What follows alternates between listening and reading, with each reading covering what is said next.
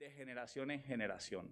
Y es un mensaje que está conectado con una realidad social que vivimos actualmente. Solamente por mencionar algunos casos que conectan con esto que quiero transmitir en el día de hoy.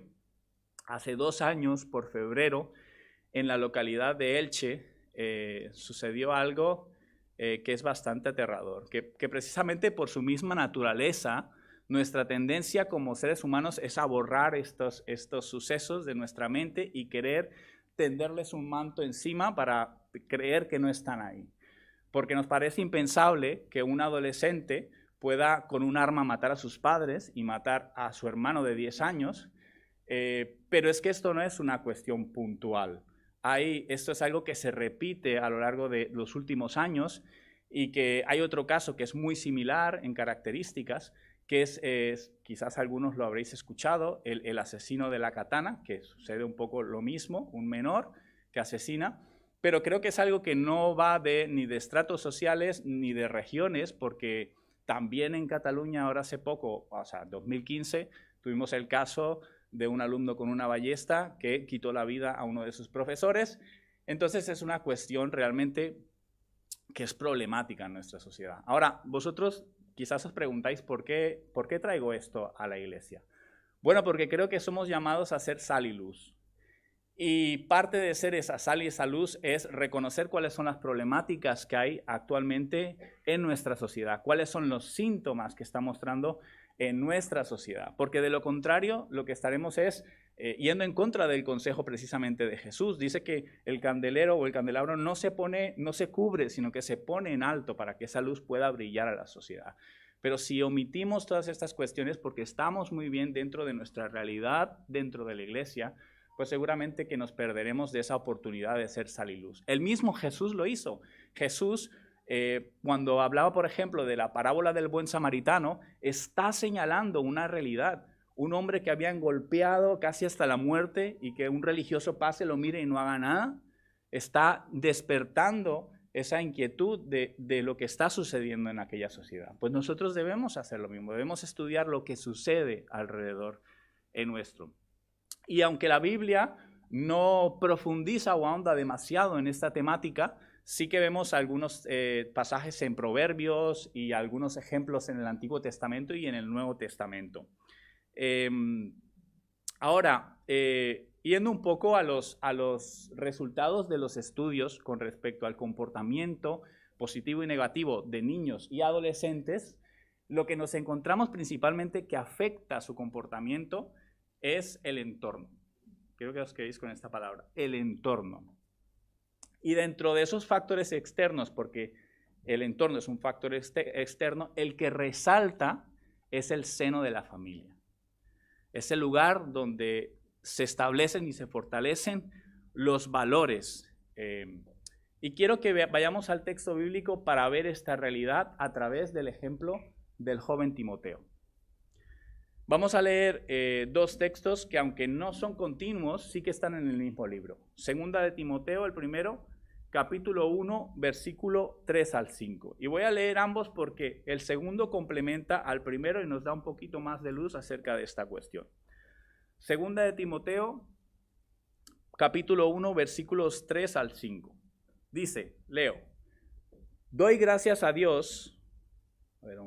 Doy gracias a Dios, al cual sirvo desde mis mayores con limpia conciencia, de que sin cesar me acuerdo de ti en mis oraciones noche y día, deseando verte al acordarme de tus lágrimas y para llenarme de gozo, trayendo a la memoria la fe no fingida que hay en ti, la cual habitó primero en tu abuela Loida y en tu madre Eunice, y estoy seguro que en ti también. Esta segunda carta de Pablo a Timoteo se cree que fue escrita mientras Pablo estaba en la prisión. Y Pablo nos está abriendo su corazón. Y vemos allí un componente emocional, una conexión que parece que fuera de padre a hijo, con ese componente tan emotivo, que parece transmitir ese amor y ese cuidado paternal, ¿no?, por parte de Pablo. Pero lo primero que me gustaría señalar, y es uno de los ejemplos que podemos ver en este texto, es la propia persona de Pablo. En el versículo 3 está mencionando que precisamente Pablo, ese ministerio Es una continuidad del servicio que sus antepasados han hecho a Dios. Y podríamos pensar que está hablando de sus antepasados más directos, pero también como judío y conocedor de las Escrituras, quizás en la mente de un judío está evocando a toda una línea generacional que empieza desde Abraham, de Isaac, Jacob, que conecta con los profetas y que llega hasta Pablo, esa continuidad del obrar de Dios a través de las generaciones. Y por eso este mensaje se llama de generación en generación, porque tenemos un Dios que obra a través de las generaciones. Pero en segundo lugar, vemos como en el versículo 5 ya se nos muestra a un segundo ejemplo, y es el joven Timoteo, un joven que contó con el modelaje, el ejemplo de su madre Eunice y de su abuela Loida. Según Hechos, Eunice era una mujer judía que se convirtió al cristianismo, y podemos pensar que su abuela es un caso similar. Estas dos mujeres se encargaron de modelar esa fe genuina de la que Pablo está mencionando en estos versículos. Una fe no fingida que Pablo está pidiéndole a Timoteo que conserve, que mantenga, que alimente. Pero esto hubiese sido imposible si no hubiera habido un modelaje, una continuidad generacional. Ahora vamos al segundo texto, segunda de Timoteo, capítulos 3, 14 al 17. Capítulo 3, versículos 14 al 17. Pero persiste tú en lo que has aprendido y te persuadiste, sabiendo de quién has aprendido, y que desde la niñez has sabido las sagradas escrituras, las cuales te pueden hacer sabio para la salvación por la fe que es en Cristo Jesús. Toda la escritura es inspirada por Dios y útil para enseñar, para redarguir, para corregir, para instruir en justicia, a fin de que el hombre de Dios sea perfecto, enteramente preparado para toda buena obra. Lo primero que resulta interesante en el versículo 14 es la importancia que Pablo da en este proceso de enseñanza a un menor, a un joven, a un niño, a un adolescente, la importancia que tiene que el aprendizaje vaya acompañado de la persuasión o de la convicción, que se refuercen estos conocimientos que se adquieren y en ese reforzar los conocimientos que los niños están recibiendo en la escuela dominical, hay una relación directa con los modelos. Estoy hablando de los padres, estoy hablando de los maestros de la escuela dominical, estoy hablando de los pastores, estoy hablando de los mentores que en una u otra forma nos han afectado directamente. Y en el caso de Timoteo, estos modelos fueron tanto Pablo, por eso le dice en los textos que hemos leído anteriormente, sabiendo, versículo 14, sabiendo de quién has aprendido. Ahí se está señalando a sí mismo, pero también posteriormente habla de Eunice y de Loida, estas dos mujeres que fueron fieles a Dios, no solamente en transmitir unos conocimientos a Timoteo, sino de asegurarse de que él viera en ellas, en su carácter, en su obrar, en su actuar, la palabra de Dios encarnada, viva, real, cercana a ellos. Ahora, la educación en la época de Timoteo, hablemos un poquito del contexto que recibió Timoteo.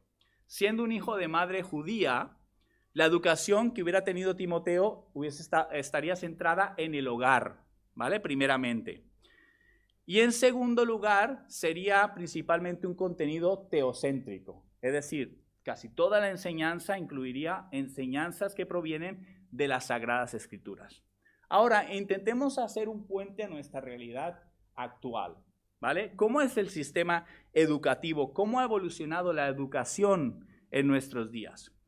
El primer elemento que me gustaría resaltar son las dinámicas económicas y sociales. ¿Por qué?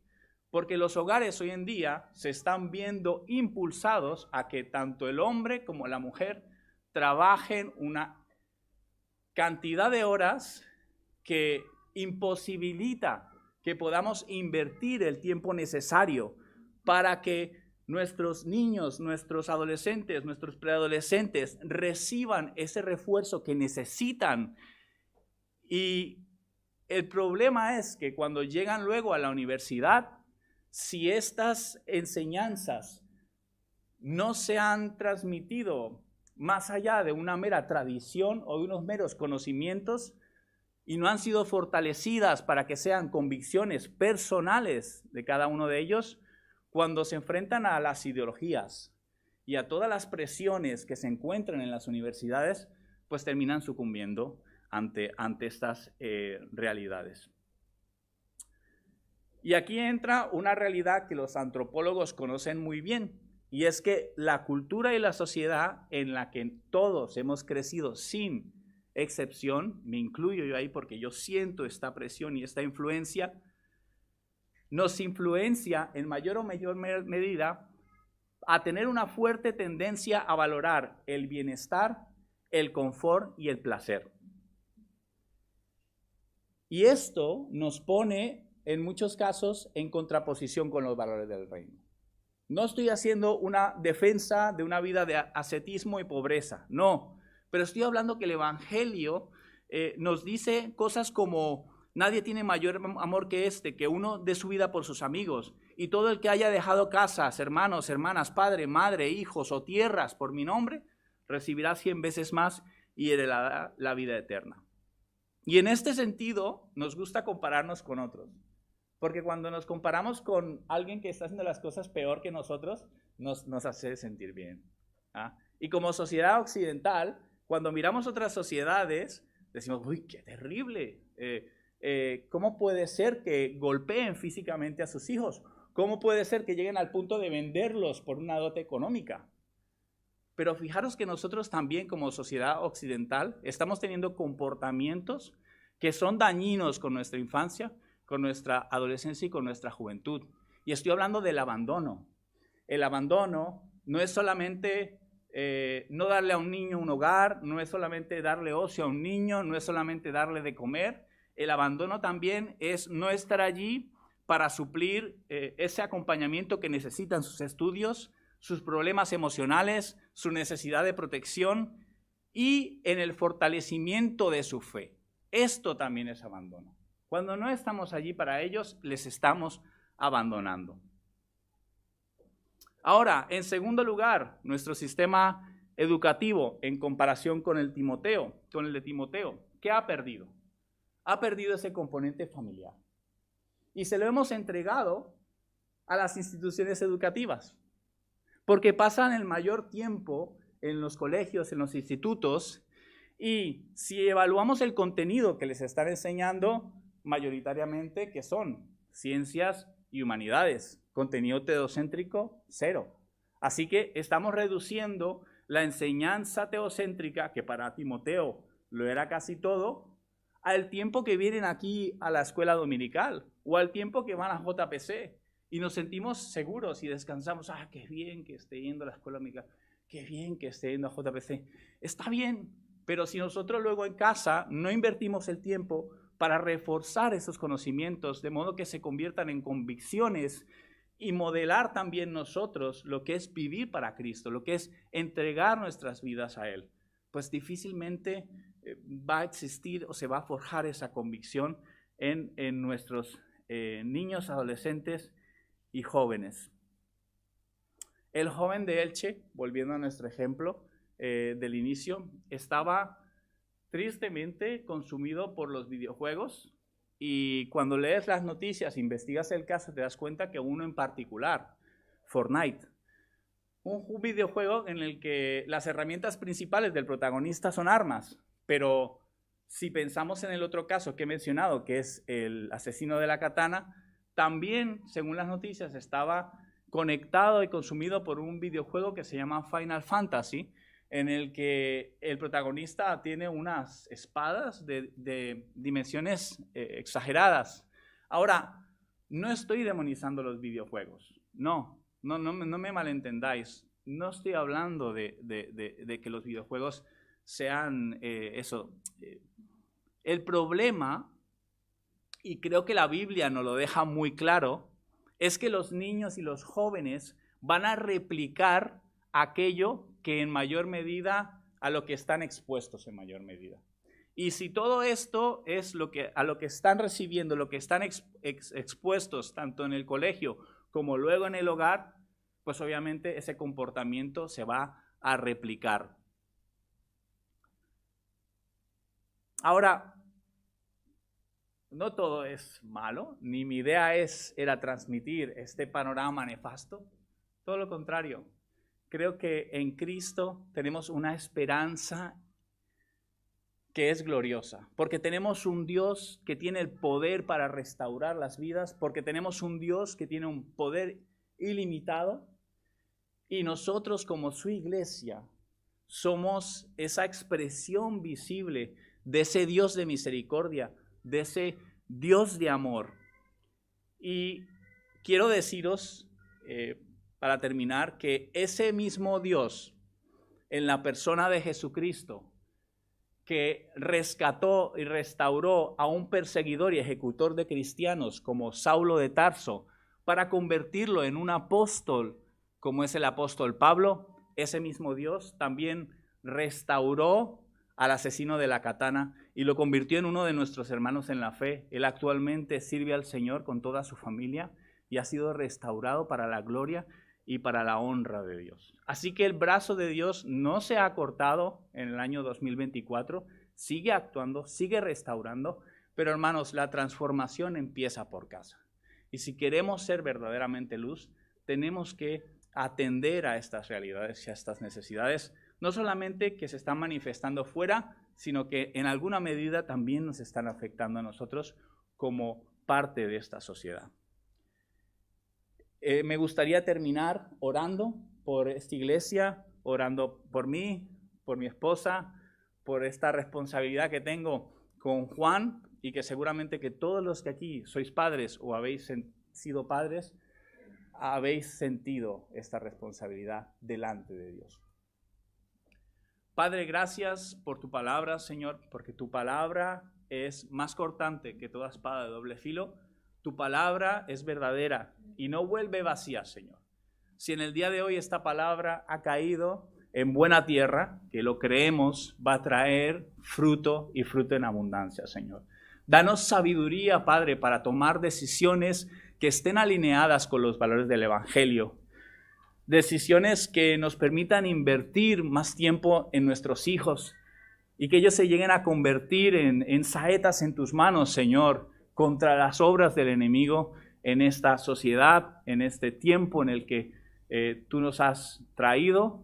Y oro por cada familia representada en esta iglesia, que tú seas obrando en sus corazones y en sus mentes, y que los niños, los adolescentes y los jóvenes puedan crecer no solamente recibiendo las enseñanzas de tu Escritura, que son poderosas para darnos salvación, pero también que puedan tener modelos en sus padres, en sus maestros de escuela dominical, en sus pastores, en sus mentores, que les ayuden a fortalecer y a convertir estos conocimientos en convicciones. Padre, gracias te doy en el nombre de Jesús. Amén.